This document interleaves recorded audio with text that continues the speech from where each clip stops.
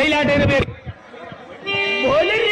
ಈ ಸಾರಥಿಯನ್ನ ನಾಮಾಂಕಿತವೇನೆಂದು ಬೆಸಗೊಳ್ಳಿದೆಯಾ? ಹೌದು ದೇವ.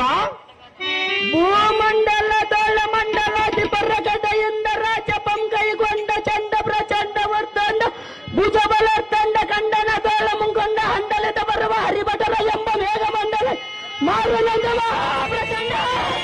ಬಲ ಬಲ.